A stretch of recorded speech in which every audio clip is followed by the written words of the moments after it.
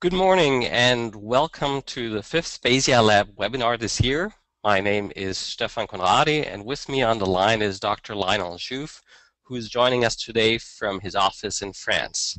We're delighted to once again have such a large audience from around the world. It looks like we have participants from over 20 nations join us today. Just to frame things up, and today's presentation will be very much focused on application. So most of this hour today, Lionel Jouve will be talking and actually showing you how BayesiaLab works in the context of probabilistic structural equation models. But I'd just like to say a few words about, okay, what are Bayesian networks? Why do we need them? And they are really a very, very universal research tool.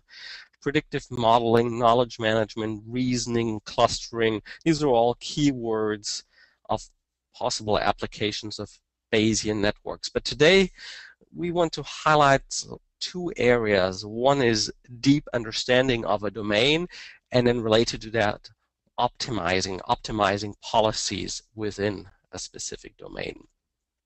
And perhaps a little bit more formally, we like to see Bayesian networks in this kind of workflow.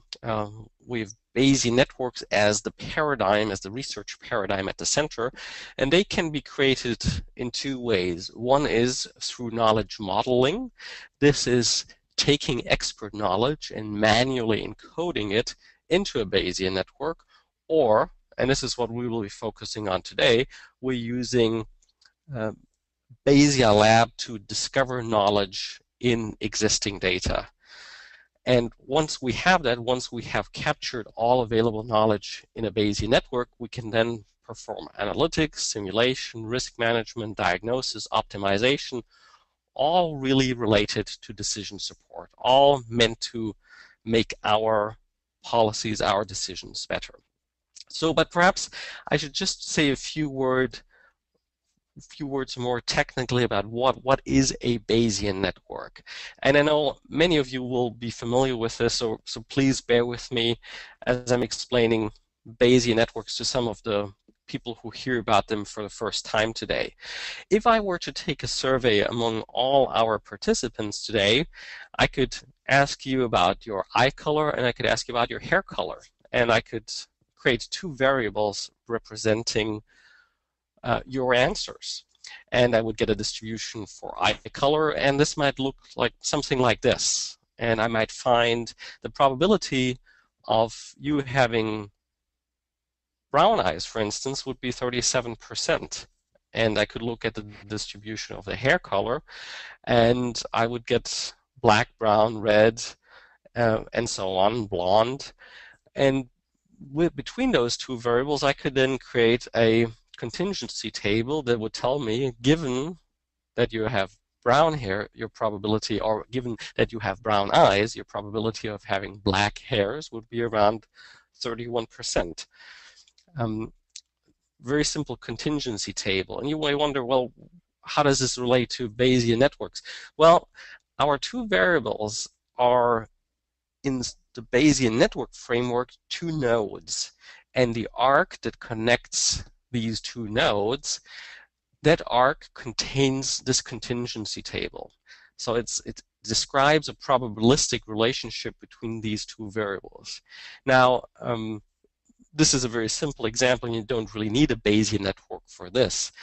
But in the research example that we'll be showing today, you'll see we have relationships between many, many more variables, such as this. We have here about 50 variables in our Bayesian network that contains all these nodes and all these arcs. This Bayesian network, that every arc contains this probabilistic relationship between each node. And you can see this is quite complex, but with this Bayesian network we can describe the entire joint distribution of the observations. In this case, these observations, the states of the variables came from a consumer survey.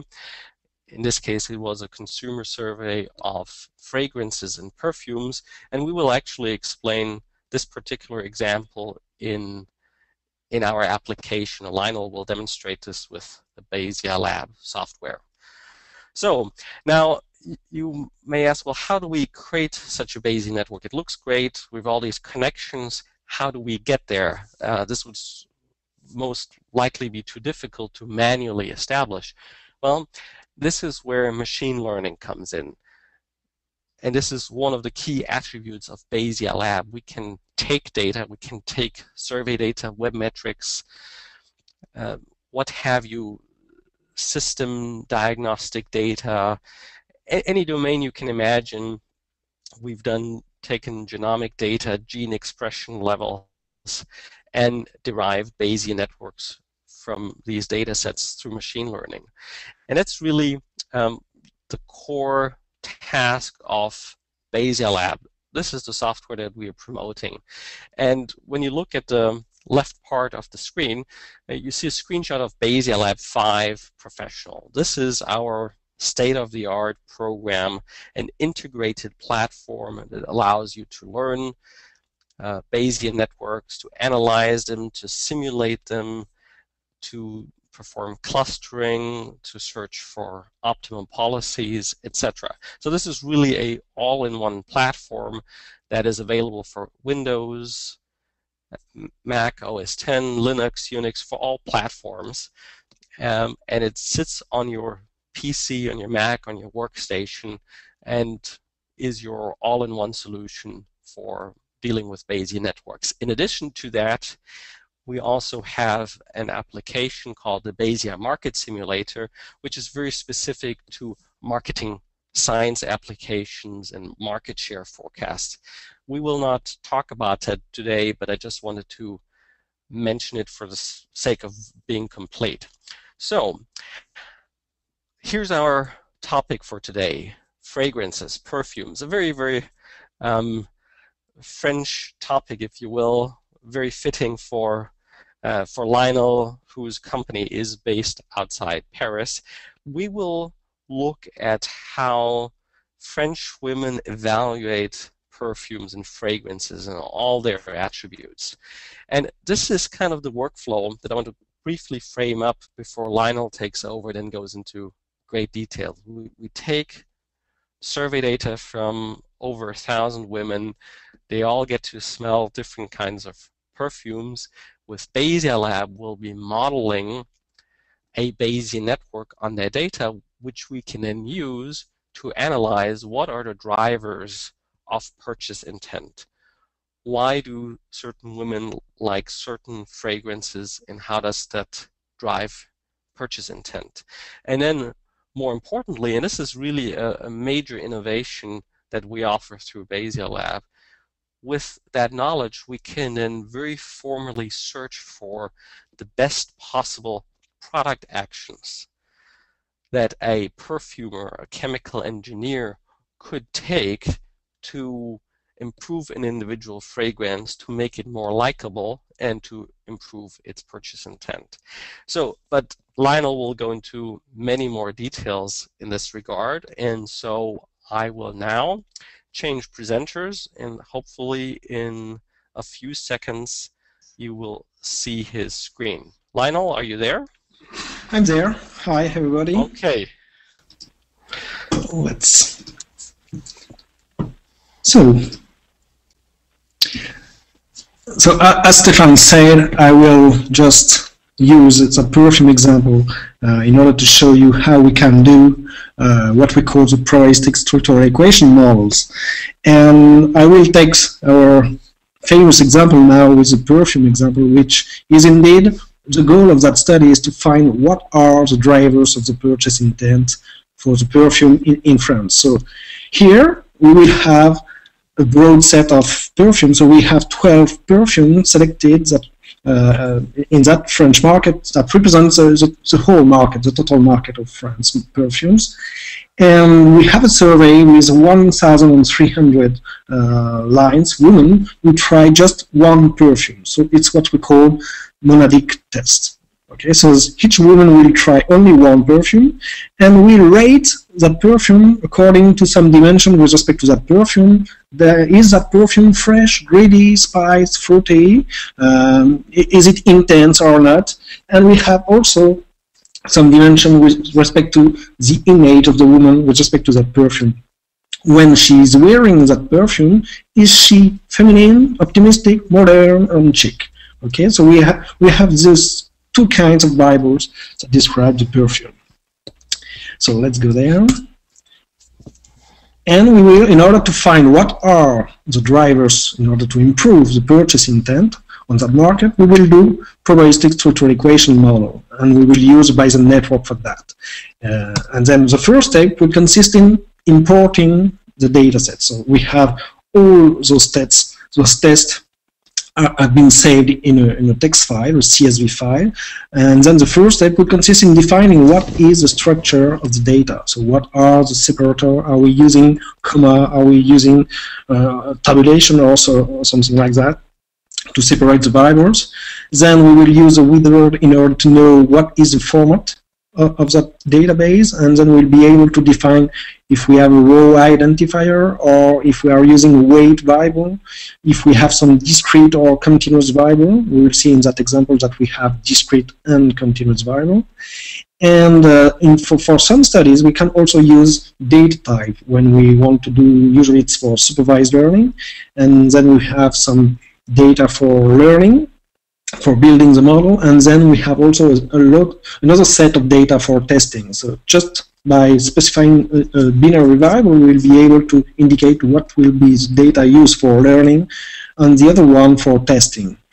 And then once we have complete that step, we will be able to define what we are going to do with missing values. So in that specific example, we don't have any missing values, so we will not go further into details, but just to let you know that we will be able to use BayesiaLab in order to deal with missing value by doing filtering, by doing manual imputation, static imputation, dynamic imputation, or structural expectation maximization.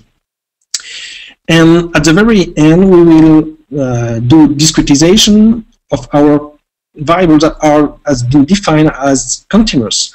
And then we have to define what are the thresholds that define some bins to be able to deal with those continuous variables as discrete ones.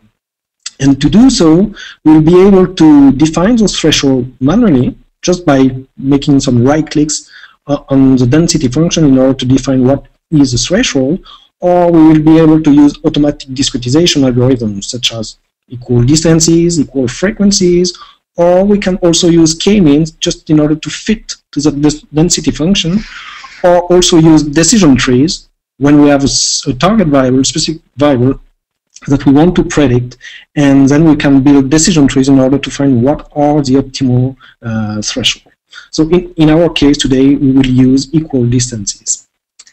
Then, once data is importing, we will first do what we call unsupervised learning, just to discover what are the relationship between our variables. So here we will see what will be the result. So we will find, among all those variables that we call manifest variable, we will find what are the direct relationship between those variables. And this first step will be indeed the basis for variable clustering. Because once we have that network, we'll be able to analyze the strengths of each link, each arc, and then by using a hierarchical clustering algorithm, we'll be able to group those variables into clusters and to build clusters of variables. So for example, here for each color, you have a cluster of variables. And let's focus on that yellow one. So those four variables, are in the same cluster and form a hidden concept. So we have chic, elegant, rich, and feminine into the same concept. And then, once we have all those clusters, we will build latent variables. For each color, each cluster of variable, we will build a new variable that will summarize the manifest variable associated to those clusters. So for example, if I'm just focusing on those yellow variables, we will have rich, feminine, elegant, and chic that will be summarized into one new dimension, which is stylish. Okay, and then we will have a new variable with 4 states here, and we can just summarize with just those 4 states the hypercube made of those 4 dimensions. And once we have those variables that are not hidden anymore because we have built them, we have imputed them, we will be able to do unsupervised learning and to find the relationship between those latent variables and the manifest variable. And here we have the final result, what we call the probabilistic structural equation model, with a link between the target variable, the latent variable, and the manifest variable, the original ones. And once we have that, then we will be able to use that network in order to carry out the drivers analysis to find what are the important dimensions to play on in order to increase the purchase intent of the perfumes. And here, I'm just focusing on, because I was dealing with the total market, here this is the SWOT graph or the opportunity graph corresponding to product number 5. And as we can see, personality, greedy, and fresh are the most important drivers in order to improve the purchase intent of product number 5. And what you can see on that graph is that we also have added some scales that show you where are the other competitors. So for example, for personality, we know that product number 5 it's the best one. Greedy, it's the same thing, but fresh, we are not the best one of the market. So we can compute what we have to do in order to reach the best level of the market. So just by using that graph, we can see the relative position of that product number 5 with respect to all the other competitors. And then just we can hover over one specific point. For example, I'm just hovering over sweet for product number 5, and I will be able to see where are the other competitors with respect to that specific dimension. And we can see in that example that product number 6 is the worst one, whereas product number 4 is the best one with respect to sweet. Okay. And once we have all that information, we will be able to use it to exploit that information in order to find what is the optimal policy in order to improve the purchase intent of product number 5. And then we will find that we first have to improve flowering, then to improve spice, and then intensity, and then fruity. And for each product, we will use that information with respect to the competitors and find what is the optimal policy in order to improve the purchase intent of each of those perfumes. But let's go into a live demo for that, and I will just use now BayesiaLab in order to show you how it works. So I will first go there, open data source, choose recent database, perfumes, and I have now my first data import wizard where I will have a first view of my data, and as I said at the very beginning, I will be able to define what is the format of that database, just to define what are the separators, what is the encoding scheme, do I have a title line or not, and so on, what are the missing values, the filtered values, if I want to define some sample and so on. But here, for that study, I don't want to do anything except clicking on next. And here, for that second wizard, I have to define what are the discrete and what are the continuous variable, and if I have any, what are the row ID and weight type. But my first column in that database is the product, so it's the ID of the perfume. But I don't want to use it as a row ID because I will use that variable at the end of the day as a breakout variable for my multiple clustering. So I will just define it as discrete, as well as the second dimension is the purchase intent. So that variable is a rate from 1 to 6, and I don't want to define a discretization for that variable. I want to use each different value as a discrete state. So I will define a variable with 6 states from 1 to 6 as discrete, and then, as I described at the very beginning, I have dimension with respect to what is the quality of that perfume with respect to freshness, to flurry, to green, to spice, and so on. And those variables are rates from 1 to 10. So I will define a discretization by using, equal distances. So I will let those variables as continuous, and at the very end I have the intensity of the perfume, which has the particularity to be a non-linear relationship with the target variable, because it's a just about right variable. So from 1 and 2 are too weak, it's a perfume that is not sufficiently strong. 3, it's a good level, and 4 and 5, it's really too strong. So it's really not non-linear with respect to the purchase intent. So I'm just clicking now on next. This new wizard allows you to define what we are going to do with missing values and so on. I don't have any missing values in that data set, so I can just follow up. And now I will define what are the discretization of my continuous variable. I can go there, click on manual, just to have to see what is the distribution of that continuous variable, and I can see that we have discrete value from 1 to 10, and I can just make some right clicks if I want to define a manual discretization, or I can move the threshold if I want. I can see here what is the percentage below and above that threshold, and I can also use my automatic discretization algorithm that I spoke about just before in the introduction. I can, for example, use the equal instances into 5 states, and then automatically my thresholds are defined. And I will do that for all my continuous variables. So I'm just selecting equal distances now into 5 states, and I will be able to learn to import my data.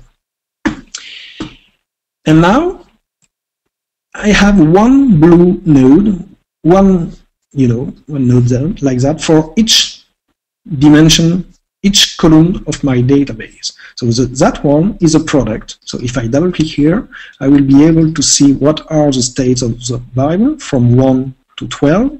I have automatically computed the probability distribution. So we have, if I go there, we have 120 tests for each perfume. So as I said, it's a monadic test. So we have 120 women that have tested product number 1, product number 2, and to product number 12. Okay, those 2 products have 121. And I have also the purchase intent.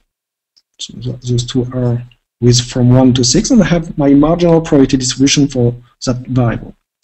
And as I said, I will first do an unsupervised learning. That means that I want to find what are the probabilistic relationship between all my manifest variables in order to define clusters of variables. So I will exclude those 2 variables just by pressing X and double clicking, or doing just right click on the variable and going to properties and exclusion. So I can use shortcuts or menu, and I will just go there and learning, unsupervised learning, EQ, and I'm just analyzing all that data set in order to find what are the direct probabilistic relationship between my variables.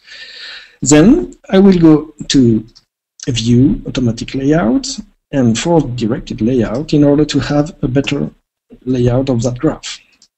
I can rotate that graph, and I can apply best fit just to have the best zoom as possible. And so here we can see that sensor is directly connected to sensuality, which is connected to it will please others, to pleasure, to make attractive, to evoke quality, and so on. So we have all the direct probabilistic relationships that have been found in that database.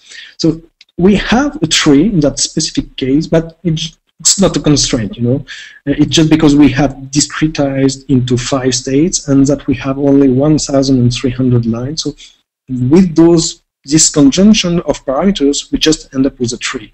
But if I'm just changing, we have a structural coefficient parameter there. If I'm just lowering a little bit that parameter and learning again, you will see that we will have another thing, that tree. Okay, so it's not a constraint, just to let you know. And go back to my initial structural coefficient and learn again my network. And once we have that network, we will be able to first, I can press F5 or I can click on those icons there in order to switch into the validation mode. And in that mode, now I have that right panel that will allow me to associate to each node a monitor. So if I double click on SenseForm, I will have that monitor associated to that node that give me the marginal probability distribution of SenseForm. So for that dimension, I know that 10% of the women rate SenseForm with a node between 1 and 2.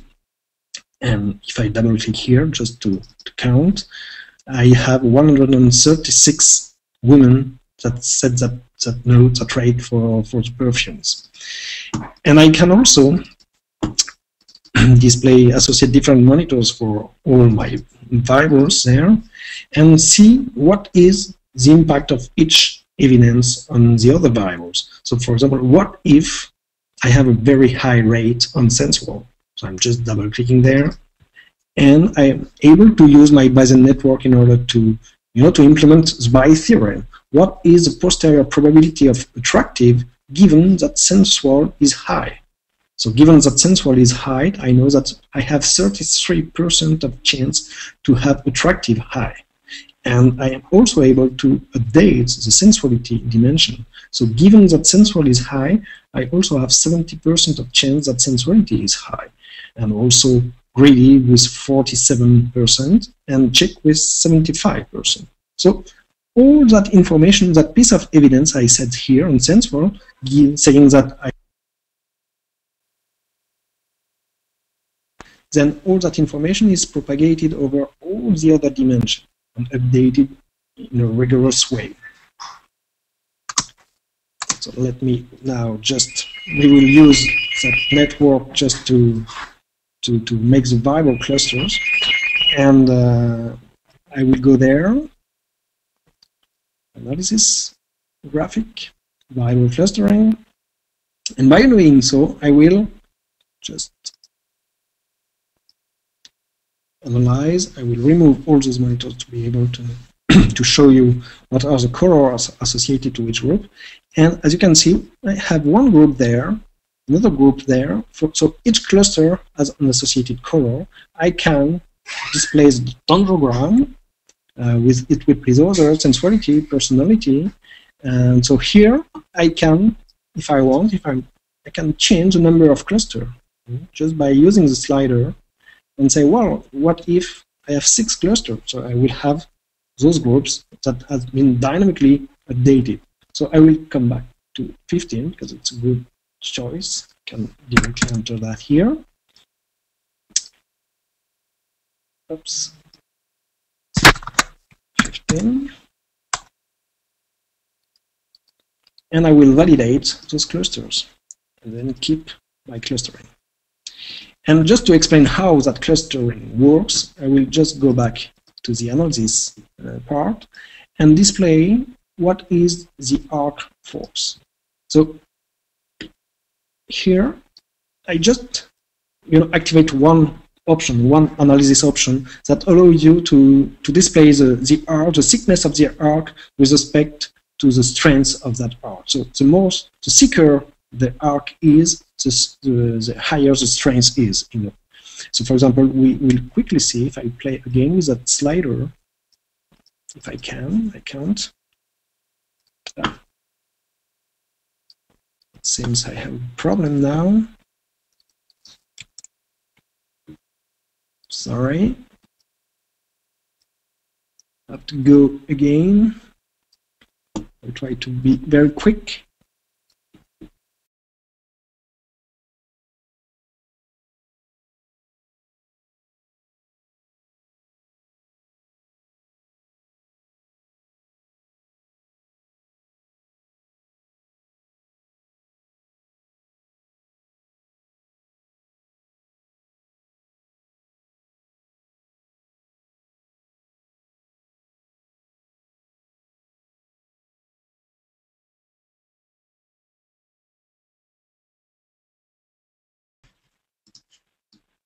So in that way, you can see how it works a lot of times. Discrete, next, and then select continuous. This equal distances into 5 states. Finish. No. Exclusion, learning, unsupervised learning, and then just what I wanted to show you was the strength of the arc. So as you can see, the thickness of the arc is directly proportional to the strength. I can zoom in, and then I can play with those arcs. So the strongest relationship between those variables is pleasure and correspond. Then the second one is pleasure, it will be the others, then radiant, in love, and so on. And then you can have a quick insight of that data. And you can also display what are the values associated to those trends. So it's what we call the Kullback-Leibler divergence that we are using here in order to compute those trends.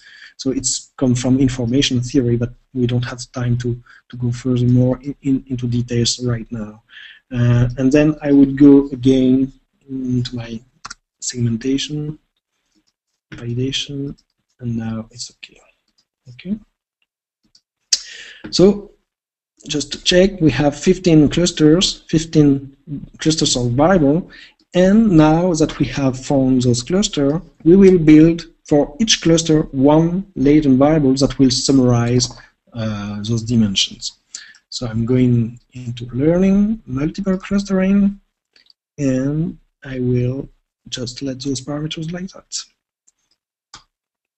So for each one, so for here, for those green variables, we will build one new discrete variable that will summarize that little hypercube. And we'll do another one for the red one, and so on. And at the end of the day, we end up with that network with, as you can see, 15 new variables that have been automatically created. So just to see how it works, we go there and have a look to that new network that we have built. So we have created we know that character, active, bold, trust, and fulfill belong to the same hidden concept, and we want to summarize the joint probability distribution that is defined by those 5 dimensions. And in order to do so, we are going to use data clustering just to find, yes, some states that will be a good probabilistic summary of those dimensions. And if we want to analyze that, we just go there and make a right click and monitor sorted with respect to the target variable correlations, and we can have a look at that new variable. So we automatically have found a new variable with 5 states, and each of those states, as you can see, has an associated numerical values associated to each of those states. So for example, C3 has an associated value of 2.7. That means that given that I belong to C3, I have an expected mean value for trust, fulfill, bold, active, and character equal to 2.7. So I quickly see that that state corresponds to very bad evaluation on those 5 dimensions. So if I double click here, I can see that trust indeed is very low rate, fulfilled very low rate, bold, and so on. In the other, if I just focus on C5 with an expected value of 9.23, I know that that state corresponds to very high rates. So double clicking here, and I can see that that state summarizes very good rates for all those 5 dimensions. And so we have built a set of 15 new nodes for each of those clusters we have first identified, and created through that data clustering 15 new variables. And after that theoretical building of those new factors, we have really imputed new values, new columns for each line. So just to let you know how it works, for example, that variable is at the very beginning a hidden variable, and we are going there, choosing interactive inference, and for example, I'm just on the first line of my database for the woman, the first woman who tried perfume number 1, and that woman rate, let's suppose that it's 5 for trust, 2 for fulfilled, 5 for bold, 5 for active, and 4 for character. And given all that information on those 5 dimensions, then by using that little model, we can say that she belongs probably to cluster C1 with a probability of 88%. And if I go to the second one, that woman also tried perfume number 1, and she rated 8 for trust, 8 for fulfill, 8 for bold, and so on. And given all that information, she belonged to cluster C2. So for each woman, so we have 1,321 lines, and for each of those lines, we will just use that model in order to define the new variable, the value for that woman. Okay? And this is exactly what we have here. If I go there, I can double click on factor 0, and I have the final distribution with respect to that value. But first, let's go. I will just show you how we can associate what we call dictionary. It's a quick way to to associate a lot of information to each of the nodes. And the first work we had done with our customer on that study was to define some names, because we have built automatically 15 new dimensions, but now we have to analyze what are the associated manifest variables in order to define a new name to those variables, because factor 0, factor 1, and so on, it's not so useful for the communication. And then we have a little dictionary there that will allow you to associate comments to each of those nodes, and I can now just, by associating the text file and displaying, I will click on that icon there in order to display the full name of those variables. So for example, factor 0 was indeed is self-confident. So with respect to that, no, it was not, I killed it. With all those associated variables, bold, fulfill, active, character, and trust, those 5 dimensions correspond to is self-confident. And this is the moment now where we are going to really build the probabilistic structural equation model. So for that, we will first include again the purchase intent. So we make a right click on that variable and define it as a target variable. Okay. And we will also define some constraints, because we already have some insight. We first made a first learning between the manifest variable, so we will define constraints that will consist in saying, well, I don't want to find any more relationship between my manifest variable because I already learned them. So I will just say I don't want any arc from manifest variable to manifest variable. Okay. I don't want either any relationship between manifest variable toward factors, okay, because I learned the network, all those hidden variables have been built in a naive way. So that means that the hidden concept is the cause of all those manifest variables. So I don't want to learn again something where we will have some connection from manifest toward factors. And I don't want any connection from my manifest variable to, or any connection at all with the purchase intent, okay? Because I want just to first learn what we call the path. So what are the connection with my target variable on the new concept I have found, and then my manifest variable will be connected to those latent variables. Okay, so I'm pressing OK now, and learning again my network. So I'm going there, learning, association discovering, EQ, and learning the network. And as you can see, it's not really readable like that, so I will just go to view, automatic layout, force directed layout in order to have a better view of that network. And that view is not so bad. Okay. So we just have to find where is our target variable. Our target variable is here, and it's just connected to, I'm just clicking again on the command just to see. And this target variable is only connected to adequacy. So we just have a direct link from purchase intent to adequacy. And so just to let you know how it works, in that unsupervised learning, each variable has exactly the same weight. So the purchase intent don't have more weight than the other one. So we are just trying to find, in an unsupervised fashion, what are the relationship between the variables. So each factor can be connected to other factors, manifest with the factors, and the purchase intent can only be connected to factors. So given all those constraints, the purchase intent is just connected to adequacy. And I can, by making a right click on that icon there, I can just display the factors. Okay? And given that new display, this is indeed what we call the path analysis, where we just have the purchase intent and the factors, the new conceptual dimensions. And given that, I will go back to the validation mode there, and I will carry out a little analysis in order to see what are the main hidden concepts, what is the importance with respect to the target, the purchase intent. So I'm just doing again monitor sorted with respect to the target variable correlations, and now I can see that factor 2 is the most important dimension with respect to the purchase intent. The second one is factor 7, then factor 14, then factor 5, then factor 3, and so on.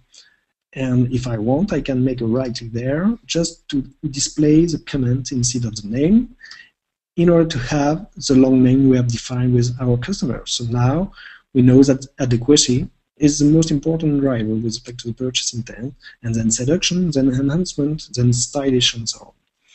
I can also display some other kind of report. I can go there, make target analysis, and that compute, for example, the total effect on target, and display. So I have all a large bunch of information there, and display very quickly the quadrants, just to see, the opportunity graph. And I will have here the factor 2, factor 7, factor 14. I can make a right click there and display the comment instead of the name, and to see that adequacy is the most important driver than seduction enhancement. But I don't have only just the importance in the y-axis, but also the mean value.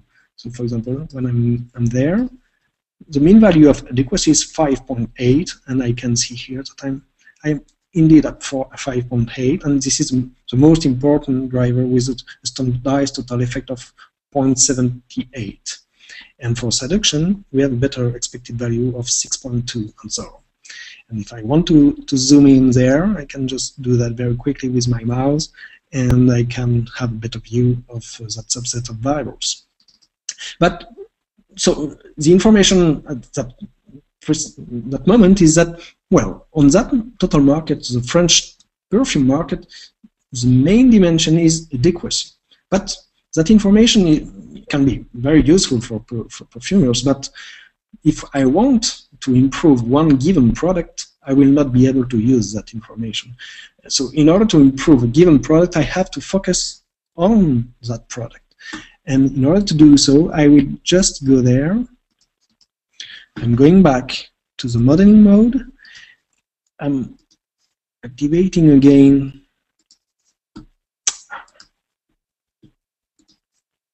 displaying in all my variables.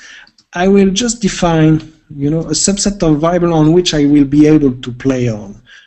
So in order to do so, I'm just going there, association, dictionary, node, and cost. And now, as you can see, the color of some nodes have changed. So, for example, the guys who are responsible to improve the perfume say, well, the chemist, for example, will be able to say, we will be able to change the formula in order to improve the classical dimension or the personality dimension, but we will not be able to change the formula in order to improve sensuality. So we have a large set of variables on which we will not be able to play on, but a subset where we will be able, for example, wooded, spiced, personality, and so on, are actionable drivers.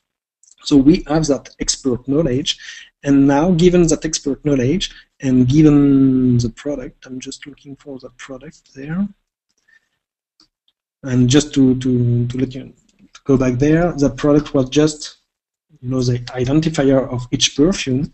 I will select that node and say, well, now I want to do a multi-quadrant analysis. So the idea here is not, we will keep using the same structure. So we keep that structural equation model, but we will, for each perfume, we will use only the subset, the sub-data set for that perfume, and estimate the parameters for the same structure. We will then create 12 networks with exactly the same structure, but different set of parameters, each parameter being estimated with respect to the subset corresponding to the given perfume. So let's go there. I will select my breakout variable is a product. I will use the standardized total effect. I will carry out linearization of my node values, regenerate my values, and carry out my analysis. And at the end of that, I just forgot to define a directory here. Thank you. Okay.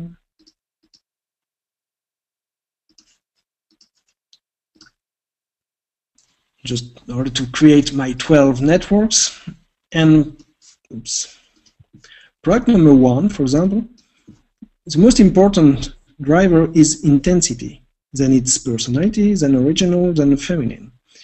If I'm just going for product number 5, for example, for product number 5, it's personality, greedy, original, feminine, flowery, fresh, and so on. If I go to product number 8, it's personality, intensity. So each perfume has a different ranking with respect to the drivers. So if I'm just going back to product number 5, and if I'm hovering over personality, I will have directly the level of the competitor. So, for example, product number 3 is a very, very bad with respect to the personality dimension, and it's not important. If I go to flowery, I can see that flowery, for product number 5, I can improve a lot flowery, because I can reach, for example, the level of product number 11, because I'm the worst in that dimension. If I go to classical, I can see that for product number 5, classical is very high rated. So I'm also the best one on the market with respect to that specific dimension. And I can just make a right click there and display scales just to have a synthetic view of that comparison. So I can see there that classical is the best one, personality is the best one, greedy is the best one, original is the best one, feminine also, flowery is the worst one, fresh can be highly improved, and so on. Okay.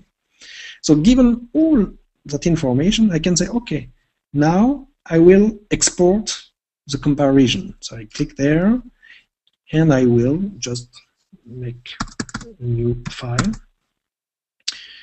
that will consist in the variation for that product. And I can, for example, go to product number 1 and do the same thing for product number 1. So, for example, product number 1, I can improve a lot personality, or I can improve a lot original. Okay, I can reach the level of product number 5, for example. And I will also export var for product number 1. And once I have exported those variations, I'm closing that, and I will open the graph corresponding to each product. So I will first begin with product number 5. I'm just clicking there.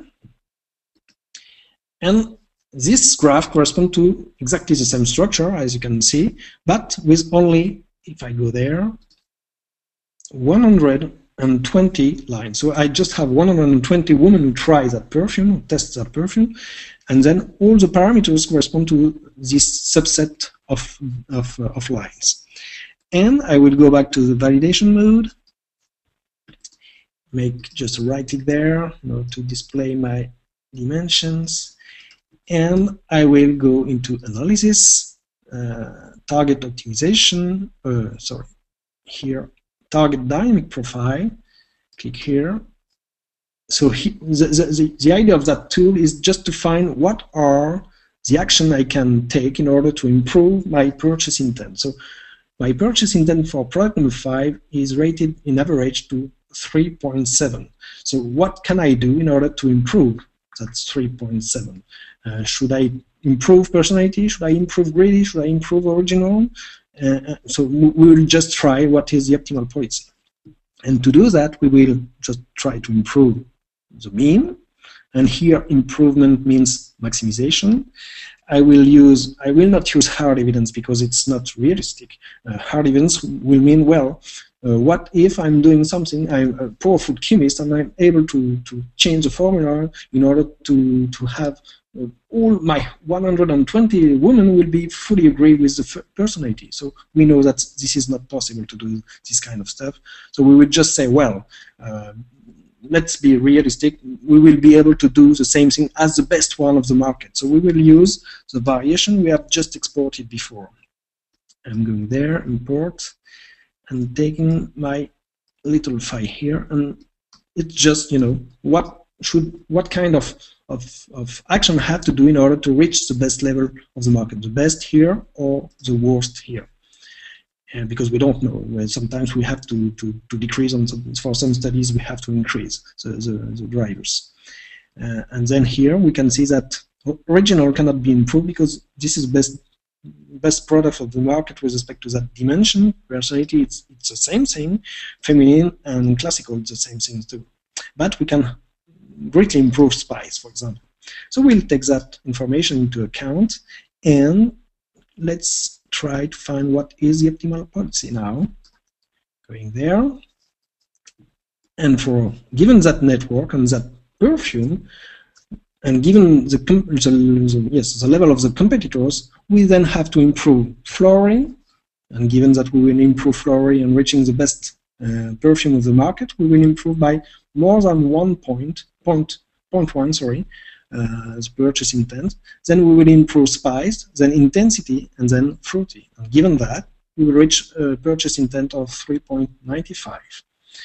And if I want to have an interactive view of that policy, I can just go there, go to interactive inference, and choose my evidence scenario file. And this is my first action to do. So as you can see, it's really realistic. We have just changed the formula of a perfume in order to try to reach the best level of the market. So by doing so, we are just improving by 0.6 the perception of flowery, and then we still have 7% of the population who does not agree with that dimension, but we have a little bit improved those who are fully agree and a little bit on just below. And given that action, so plus 0.6, we have a plus 0.12 in the purchase intent. Then, given that we have done that action there for product number 5, we can do the second one, which is spiced.